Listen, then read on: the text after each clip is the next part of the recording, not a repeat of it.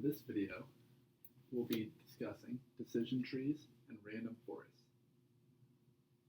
While these are technically two separate machine learning methods or algorithms, they are related in the sense that random forests are simply an ensemble of multiple decision trees.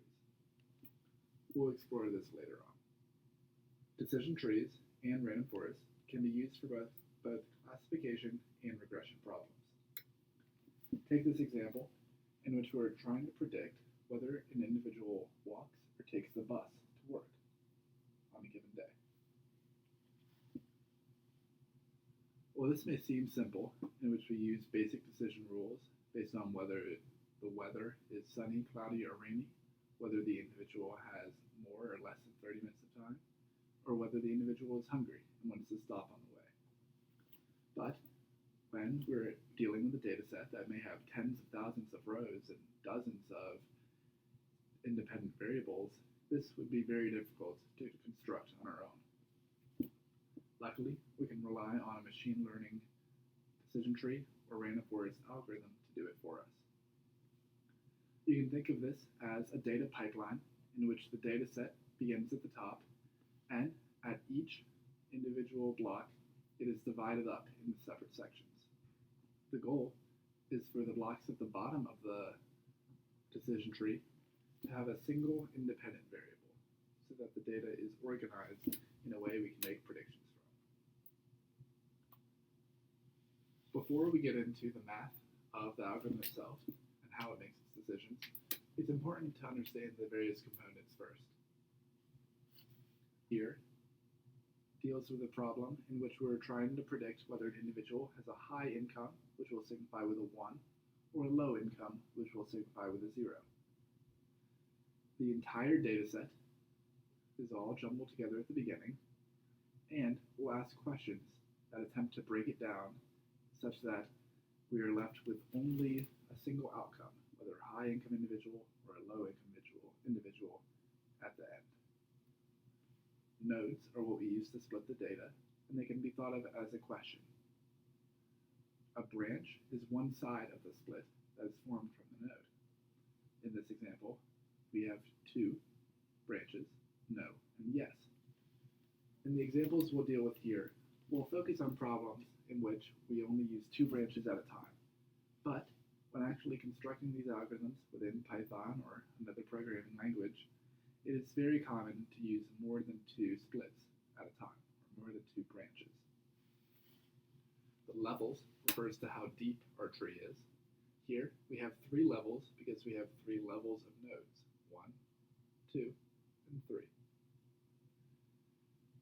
The terminal nodes refer to the final nodes on a given branch, and they're thought of as leaves. Ideally, it will have a single output value.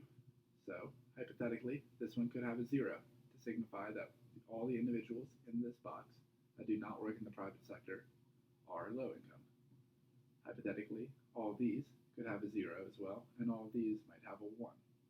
But the goal is to divide it up such that the final node, the leaf, the terminal node, has a single value in the dependent variable. The most important factor to consider when constructing a decision tree or a random forest is how to make the splits. There are many options and algorithms that are used, but in this example we'll be dealing with the ID3 algorithm, but you can see some of the other alternatives here.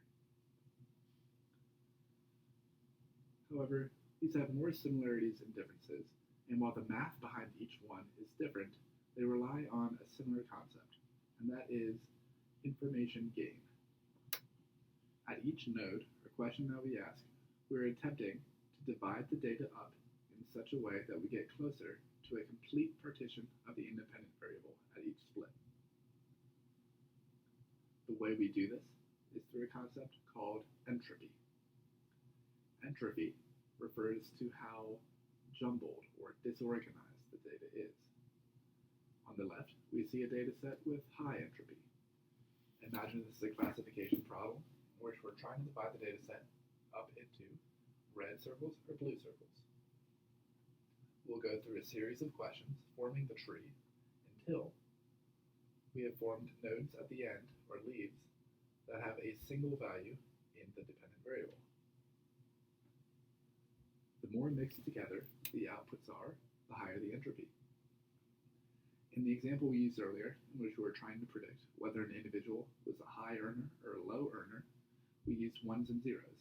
This would be what we'd be using to decide or calculate the entropy. A data set consisting of a single value in the high income column would have low entropy.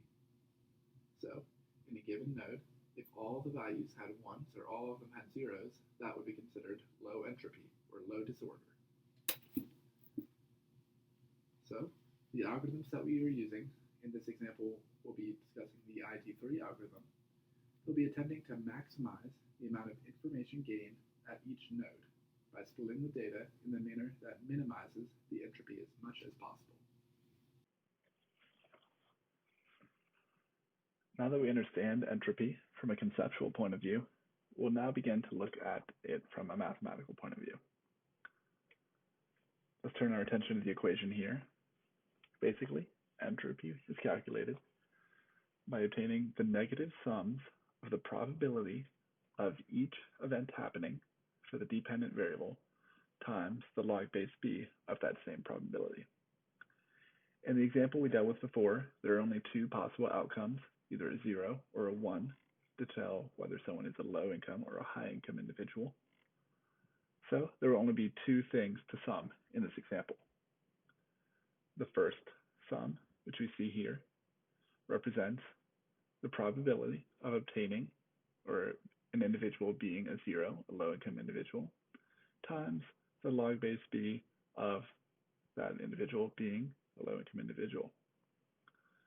While we don't always have to use 2, it is the most common, but you could use 10 or another number as well.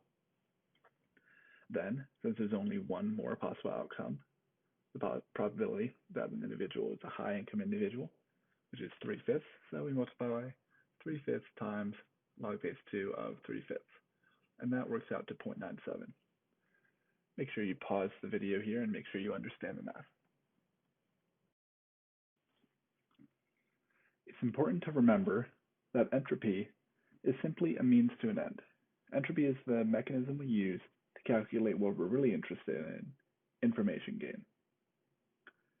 Here is the equation for information gain, and it may look complicated, but we'll break it down. We're computing information gain IG for a given target variable, t, as well as a given variable we want to split on, a.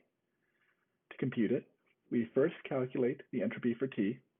Luckily, we've already done this, and we calculated it to be 0.97.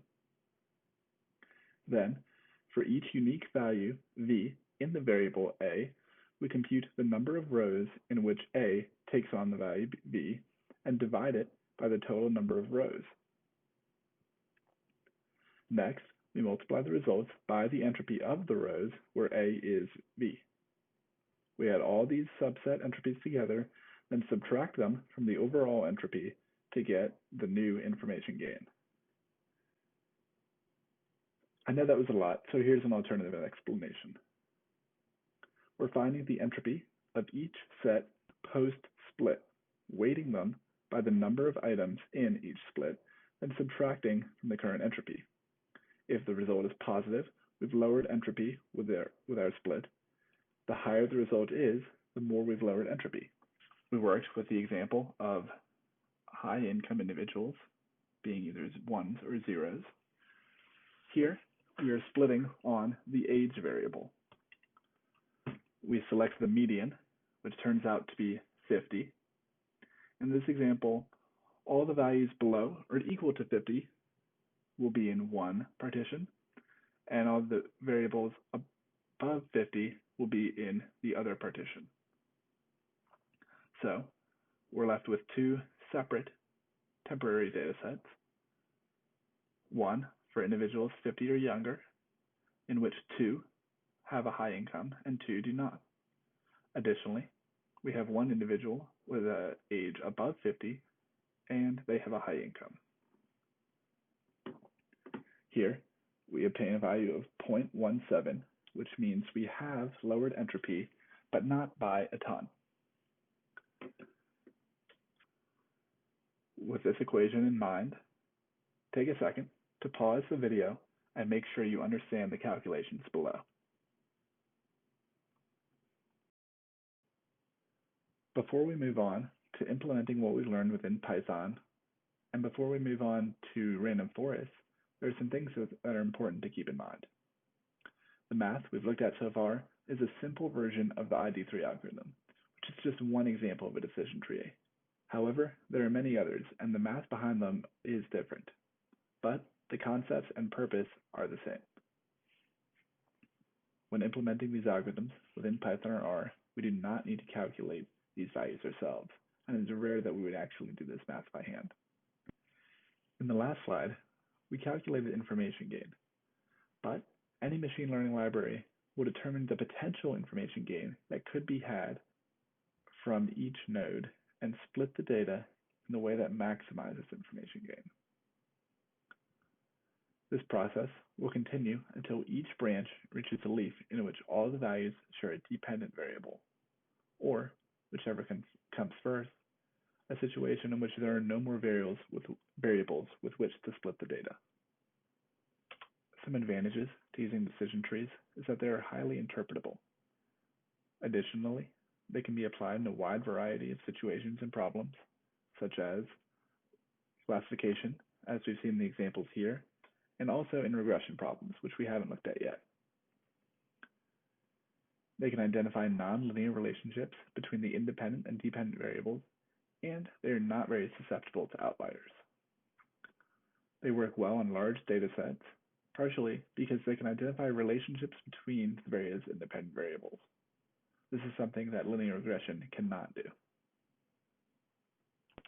When considering the accuracy versus explainability trade-off, decision trees fall closer to the white box side because they are highly explainable in the sense that we can go back after the decision tree is constructed and understand which decisions were made and how the data was split up.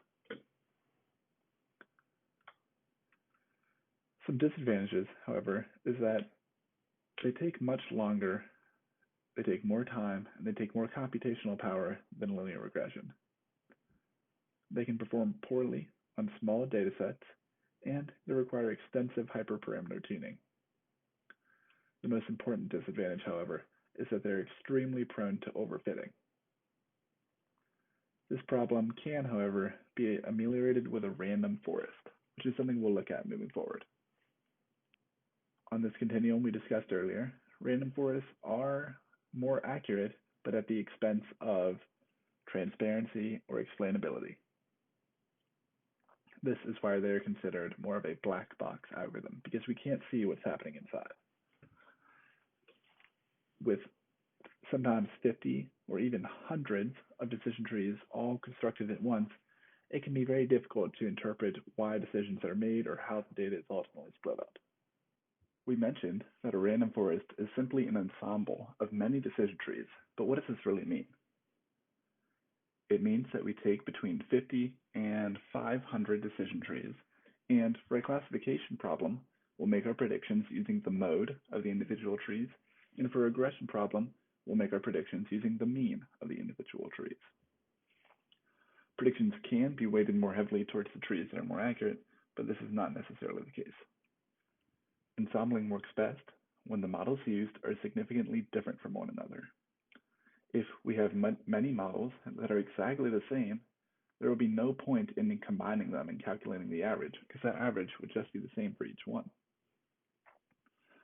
But we just learned that there's a specific mechanism by which the splits are formed. Wouldn't each tree end up exactly the same? We spent all this time understanding the math, and it's clear that there's no chance involved when making the splits. There's a simple metric that it's used every time, and that's information gain, or a lack of entropy. So, how do we go about making decision trees that are significantly different from one another? Well, there's two methods. And this is how we put the random in random forest. The first method, bagging, involves taking a random selection of rows, and this is most common. Additionally, we can use a random feature subset in which we take a random selection of columns. When bagging, it's important to note that the rows are selected with replacement, which means as the first tree is constructed, the rows that were used in that are put back into the pool of all the rows and can be used again in separate trees.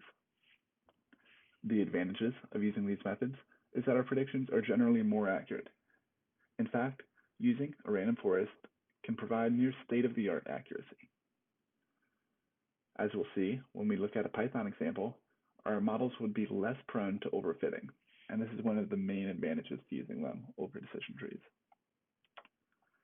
The disadvantages of random forests is that they're difficult to interpret and they can take longer to train. We'll see this as well as we move on to a Python example now. Now that we have a good understanding of how decision trees and random forests work and the theories behind them, we're ready to implement them within Python. For this video, we'll be continuing off of the dataset we used in the previous video on linear regression. If you haven't watched that video yet, or you don't have a solid understanding of linear regression, I would recommend watching that video first. As a refresher, we'll be using the same X variables, lot area, pool area, overall quality, overall condition, garage cars, and garage areas to attempt to predict sale price within a dataset on houses. First, we're going to import the model that we're going to need later on. In this case, from sklearn.tree, import decision tree regressor. If this was a classification problem, the format would be the same, and this would be decision tree classifier. Later, we'll be importing a random forest regressor to see if that improves our score. Now that we have our dataset here, we can split it into a train and test component, just as we've done in previous videos. Remember that there are more sophisticated ways of doing this that we'll discuss later on, but for simplicity's sake and to focus on the models themselves, we've been doing it this way for now. This line here is called instantiating the model. No true calculations are happening behind the scenes. Simply, we are saving the model to the variable. In this case, we're naming it model. Then, just as all other scikit-learn models work, or at least most of them, we call model.fit. And then, since we're still working on the train dataset, the x comes first and the y comes second. Train x variables, train y variable. Let's see how our model fits the data.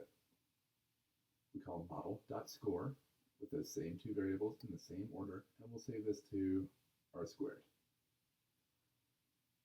When we print the r squared coefficient of determination, we see that 99.96% of the variability in y is being explained by our model, at least within the trained data set. Now, this seems impossibly high. How is it that only 6 variables could capture 99.96% of the variability in y? Well, this is because our model is being fit, or at least scored, on the same data it is being fit to. So let's see how it works on new data. This time, we'll be using the test dataset, which has been untouched, and the model has not learned or taken this into account yet. We call model.predict on that dataset, and we'll save it to predictions. Here we can see the predictions next to the sale price. They seem to be somewhat in the right ballpark. When we calculate the mean squared error and the root mean squared error, however, we see that our score is actually higher than it was with linear regression. So this model, which somehow can calculate or capture 99.96% of the variability in the y variable, is actually performing worse than our simple linear regression model did when it comes to new data. How could this be? Well, this is a classic example of overfitting. When it comes to decision trees, we have two main, I'd say, weapons at our disposal to counteract this overfitting. The first is pruning. We can reduce the amount of branches and the amount of levels to our tree, and hopefully that will start to reduce the overfitting and we'll stop chasing some of the noise that's within our data, because clearly 99.96 is unreasonable for this coefficient. The second method, which we'll discuss later on, is to call our random forest regressor, which are known to be very robust against overfitting. First, let's work on proving. Here, we've set or altered the minimum samples per split, the minimum samples per leaf, and the maximum depth. We've lowered how deep our model can go to reduce complexity, and we've increased the amount of samples that we are finding at each split or each leaf in order to reduce complexity as well. These are three of the most common ways we can do this, but I always recommend referring to the documentation, and you can see that there are some other methods that we can use as well to reduce the complexity of our model. Now, when we see how this model fits on the same trained data again, we see that we're only explaining 88.48% of variability in the y variable with these 6 x variables. While this is a lower number, it is actually better because clearly we're not chasing so much random noise within the data, and we're getting a better capture of what actually matters in terms of what helps predict sales price based on these variables. When we see how our predictions fared, we see that this time we only had 44,000 for our mean squared error, or root mean squared error, excuse me. This is lower than we had for our linear regression model, which means our model is improving. It is also much lower than our first model, which means reducing the complexity of our model, at least for the most part, helped us in this case. But there are things we can do later on to improve the score further, which we'll see. We had mentioned that some of the benefits of a decision tree model is that it is highly interpretable. In the case of linear regression, this is clearly the case because we could see all of the coefficients that make up the model equation. While a decision tree may not be quite that easily interpretable or easy to communicate, it still is a white box algorithm because we can visualize how the model is built and actually read in our specific decision points. I do this using matplotlibary.pyplot, which is typically imported as PLT, although this is simply a convention. And then we call from scikit-learn import tree. We save this to a figure object, which you'll learn about if you're familiar with the pyplot, which we've imported as PLT library. And then we visualize our, what I've saved as tree image, calling tree.plot and then the model.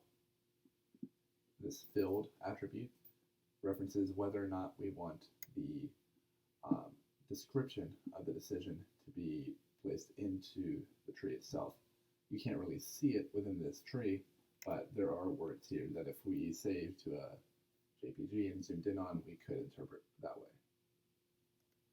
Here, we see that our tree, which has actually been pruned already and reduced in terms of the levels and the number of data points per split or per leaf, it's still extremely complex. And it would be difficult to actually interpret every single decision being made and kind of work backwards from there. But this can be made easier using a text representation. We can do this by calling tree.exportText, and then we import our model, or input our model there. And then we can actually see how decisions are being made more easily. It seems that feature 2 is one of the most important features in terms of reducing entropy, because it is the first one that is used. We can see that feature 0 also has some importance, and feature 4 is used pretty high up as well. Let's see what those features are. Features 2, 0, and 4.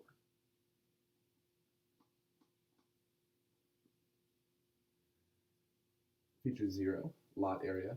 I think this is not that surprising. It makes sense that the bigger the lot that a house is on, the more valuable it would be. The most important one, however, was the overall quality of the house. This makes sense because it encompasses the entire value of the house and everything that goes into it. Additionally, garage cars seem to have some importance as well, which is a little bit more surprising to me, although it wasn't nearly as important as the lot area and the overall quality, because it wasn't used as early on within the tree to reduce entropy or increase information gain. Now that we know how a decision tree works, we know how to implement it, and we know how to visualize it, we're ready to move on to random forest. Random forest is our second weapon against overfitting, and it typically performs better than a simple decision tree. It reduces our average error, or our typical error. Rather than using from scikit-learn.tree, we use from scikit-learn.ensemble. An ensemble model or ensemble is a general term to describe a model that is simply made up of many other models, which is what we've learned at which is what we've learned a random forest to be. Just as we've done in all other cases, we instantiate the model, fit it from the train X to the train Y, and we can make predictions from it. This time, our root mean squared error is reduced down to 41,000, which means we've improved our score a lot from linear regression, improved it again using a decision tree, and we've improved it further using a random forest.